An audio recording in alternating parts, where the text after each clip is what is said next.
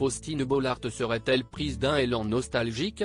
Le jeudi 23 février 2023, la présentatrice star de France 2 a partagé, sur les réseaux sociaux, plusieurs photographies de famille.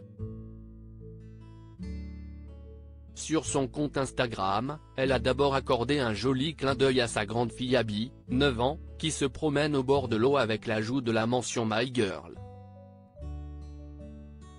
Elle a ensuite eu une pensée pour son fils Peter, 7 ans, avec l'image d'un joli câlin capturé de nuit et la petite phrase My Boy.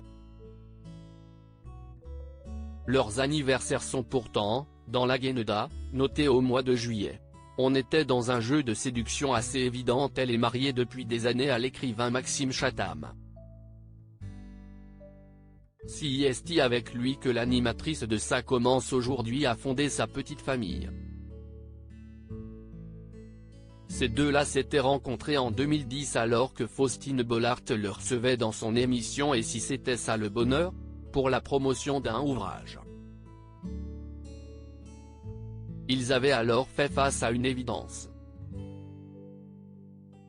On nous a passé un extrait à notre mariage et avec le décalage, il ne fallait pas aller chercher bien loin pour comprendre qu'on était dans un jeu de séduction assez évident, racontait-elle chez Isabelle Morizet, sur les ondes d'Europe 1.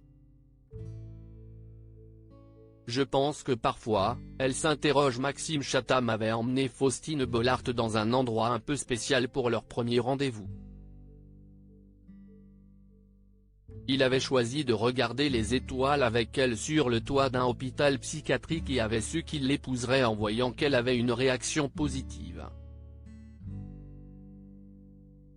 Pour autant, être l'épouse d'un homme qui écrit tant d'horreur dans ses livres ne semble pas être facile tous les jours. Je pense que parfois, elle s'interroge, admettait-il sur le plateau de Télématin, sur France 2. L'avantage c'est qu'elle est en première ligne et qu'elle sait pourquoi je le fais fondamentalement. Voilà qui n'a heureusement pas empêché l'auteur de raconter des histoires à ses enfants avant qu'ils ne s'endorment.